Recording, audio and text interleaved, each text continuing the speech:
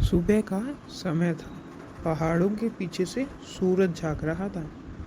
10 वर्ष का बिशन घर से बाहर निकल आया। वह रोज इसी समय इसी रास्ते से कर्नल दत्ता के फार्म हाउस पर जाता है। कर्नल दत्ता की पत्नी पढ़ाई में उसकी मदद करती है। फार्म से लगे सेबों के बाग में कीटनाशक दवा का छिड़काव हो रहा था और बहुत तड़के काम शुरू हो जाता था। बिशन पगडंडी से अभी सड़क तक आ ही रहा था कि उसे गोली चलने की आवाज़ सुनाई दी। उसने इधर उधर देखा, कोई भी दिखाई नहीं दिया। वह कुछ दूर ही चला कि उसे फिर गोली चलने की आवाज़ सुनाई दी। इस बार एक नहीं, 2-3 गोलियां एक साथ ही चली थी। गोलियों की आवाज़ से पूरी घाटी गूंज गई। पंछी घबरा गए, आसमान में गोल गोल चक्कर काटने लगे। बिशन सहमकर पेड़ों की आड़ में छिपकर खड़ा हो गया। जहाँ खड़ा था वहीं चुपचाप खड़ा रहा। उसे वहाँ से सीढ़ीनुमा खेत, फलों के बाग साफ दिखाई दे रहे थे। खेतों में काम करते किसान भी दिखाई दे रहे थे।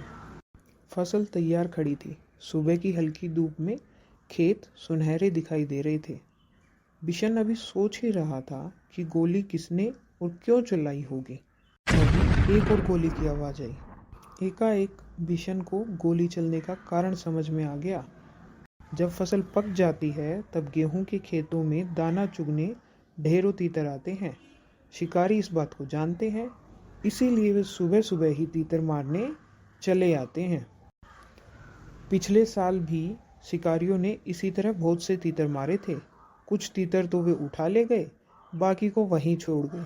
खेतों को काटते समय किसानों को बहुत से मरे और जख्मी तीतर मिले। बिशन ने सोचा, कितना दुख पहुंचाने वाला काम करते हैं ये शिकारी। वह समझ गया कि शिकारी ही तीतरों पर गोलियां चला रहे हैं। इसीलिए वह पेड़ों के बीच से निकलकर खेतों के किनारे किनारे चलने लगा। वह चलते चलते सोच रहा था कि इन शिकारियों को सबक सिखाया जाना चाहिए, लेकिन उन्हें कैसे सबक सिखाया जाए यह उसकी समझ में नहीं आ रहा था।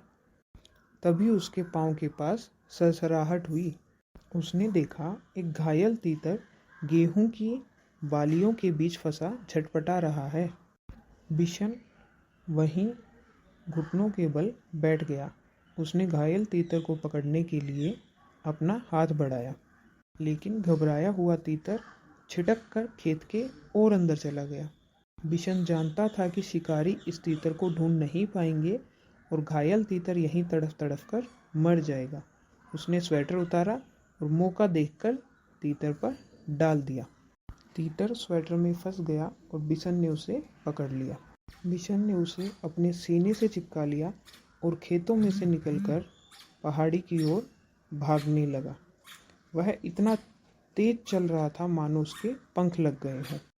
कर्नल दत्ता के घर के रास्ते में एक तरफ गेहूं के खेत थे और दूसरी तरफ कटीले तारों की बाड़। बिशन वैसे तो कटीले तारों की बाड़ में से होकर निकल सकता था, परंतु इस समय वह दोनों हाथों से तीतर को पकड़े हुए था। तीतर को संभालना बहुत ज़रूरी था, इसलिए वह खेतों के साथ साथ छिप छिप कर चलने लगा ताकि शिकारी उसे देख न ले। वह कुछ दूर ही गया था कि पीछे से भारी सी आवाज़ आई। लड़के रुक जा, नहीं तो मैं गोली मार दूंगा। लेकिन बिशन नहीं रुका, वह चुपचाप चलता रहा। रुकता है या नहीं?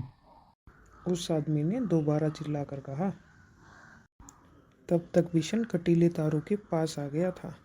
उसका दिल तेजी से धड़कने लगा। आगे बढ़ना मुश्किल लग रहा था, लेकिन फिर भी वह रुका नहीं और न ही उसने कोई जवाब दिया। तभी बिशन को भारी भरकम जूतों की आवाज़ सुनाई दी, जो तेजी से उसके पास आती जा रही थी। पीछे से आ रहा शिकारी गुस्से में जोर जोर से चिल्ला रहा था। मैं तुझे देख लूंगा, तू मेरा शिकार चुरा कर नहीं ले जा सकता। बिशन के आगे निकल भागने का रास्ता नहीं था। अगर वह सड़क के रास्ते जाता तो शिकारी को साफ दिखाई दे जाता, इसलिए उसने खेतों के छोटे रास्ते से जाना तय किया। खेतों के आगे में कांटेदार झाड़ियाँ थीं। बिशन उसी रास्ते पर घुटनों के बल चलने लगा। बहुत संभल कर चलने पर भी उसके हाथ पांव पर कांटों की बहुत सी खरोंची उभर आई। खरोंचों से खून भी निकलने लगा। उसकी कमीज की एक आस्तीन भी फट गई।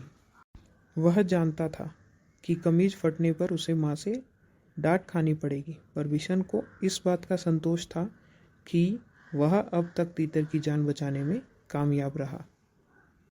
झाड़ी से बाहर आकर वह सोचने लगा कि कैसे पहाड़ी के कोने से फिसलकर नीचे पहुंचा जाए, लेकिन उस कोने में घास बहुत ज़्यादा थी और उसके कारण फिसलन भी। बिशन थककर वहीं एक किनारे बैठ गया। अभी वह बैठा ही था कि उसे पाँव की आहट सुनाई दी। आहट सुनते ही वह उठकर दौड़ पड़ा। दौड़ते दौड़ते वह आधी पहाड़ी पार कर चुका था। उसके कपड़े पसीने से तरबतर हो गए, फिर भी वह रुका नहीं और किसी तरह कर्नल दत्ता के फार्म हाउस के पिछवाड़े पहुंच ही गया। पिछवाड़े दरवाज़ा खुला था। उसने ताड़ के पेड़ का सहारा लिया और फार्म हाउस के अंदर पहुंच गया। तीतर को वह बड़ी सावधानी से अपने सीने से लगाए हुआ था। फार्म हाउस में खामोशी थी। बस रसोई घर से प्रेशर कुकर की सीटी की आवाज़ आ रही थी। मुर्गियाँ अभी अपने दड़बे में थी और गुलाब चंद सामने का बरामदा साफ कर रहा था। अचानक कर्नल साहब का अल्सेशियन कुत्ता जोर जोर से भौंकने लगा। वह किसी अजनबी को देखकर ही इस तरह भौंकता था। बिशन समझ गया कि शिकारी इधर ही आ रहे हैं। उसने इधर उधर देखा ताकि वह तीतर को कहीं अच्छी तरह से छिपा सके। एक और शेड के नीचे बहुत सारा कबाड़ पड़ा था। उसी में एक टोकरी, टूटी टोकरी बिशन को दिखाई दी। ये ठीक है, सोचते हुए उसने तीतर को टोकरी में रख कर स्वेटर से ढक दिया। घायल तीतर घबराया हुआ था, इसलिए वह चुपचाप पड़ा रहा। तीतर को छुपाने के बाद बिशन ने सोचा कि अब बाहर चलकर देखना चाहिए, पर वह शिकारियों के सामने भी नहीं पड़ना चाहता था, इसलिए उसने छत पर चढ़कर बैठना ठीक समझा।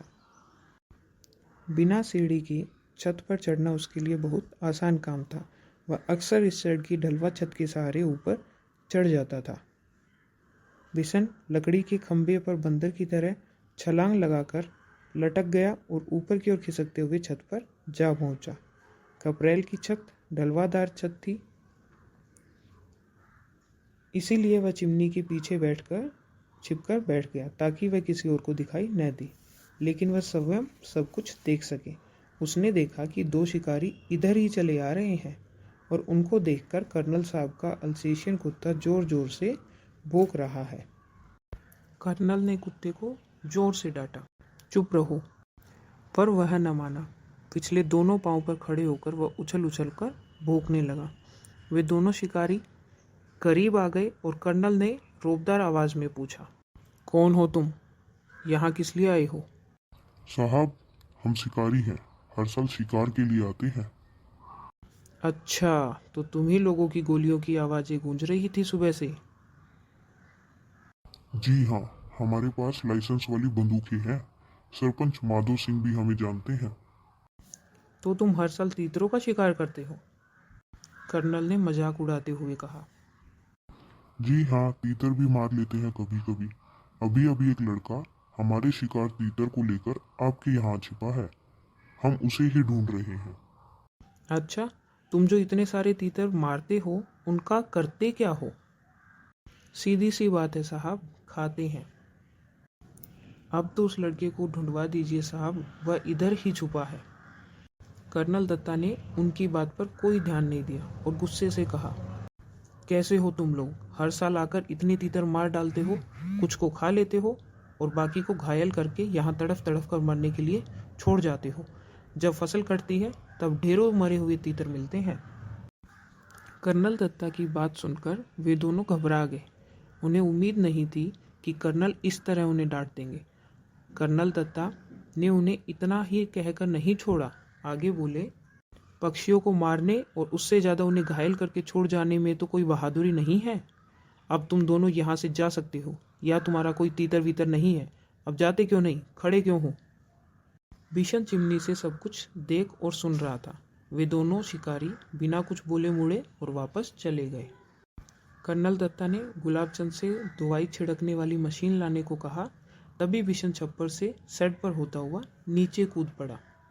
उसने बहू तीतर जी, को बहू उठा जी, लिया जल्दी आइए, और यह घर में बहुत घुसते जख्मी ही है, आकर मालकिन इसे को पुकारने देखिए। लगा। बिशन की आवाज़ सुनकर कर्नल दत्ता भी अंदर आ पहुंचे और बोले, अच्छा, तो तीतर चुराने वाला लड़का तू ही था। क्या करता बाबूजी, इसे बहुत चोट लगी है, अगर मैं न लाता तो यह मर जाता। अब तू इसका क्या करेगा? इसे पालूंगा बाबूजी। कर्नल साहब मुस्कुरा दिए। उन्होंने घायल तीतर को देखा, उसका एक पंख टूट गया था, अब शायद ही ये वह उड़ सके। जाओ दवाइयों का बक्सा लेकर आओ। बिशन दौड़कर बक्सा ले आया। कर्नल दत्ता ने तीतर के पैरों का जख्म साफ किया, फिर दवाई लगा दी, पंख को फैलाकर टेप लगा दिया ताकि वह ज़्यादा हिले डुले नहीं। फिर उन्होंने बिशन से कहा, बिशन, अगर तुम इसे गेंदे के पत्तों का रस दिन में 2-3 बार पिलाओगे तो यह जल्दी ठीक हो जाएगा। तब तक बहूजी एक कटोरी में दलिया ले आई और तीतर को दलिया खिलाते हुए बोली, इसे रोज दलिया भी खिलाना बिशन, तीतर को दलिया बहुत पसंद होता है। तब तो यह बिशन के पीछे पीछे ही घूमता रहेगा। अच्छा बिशन, तुम जानते हो तीतर कैसे बोलता है? बिशन ने अपने हाथों को मुंह पर रखकर तीतर की आवाज़ निकाली। Quack quack quack. बहूजी भी हंसने लगी और बिशन भी हंसता हुआ हिरन की तरह छलांगे लगाता हुआ तीतर के साथ वहां से अपने घर की ओर भाग चला।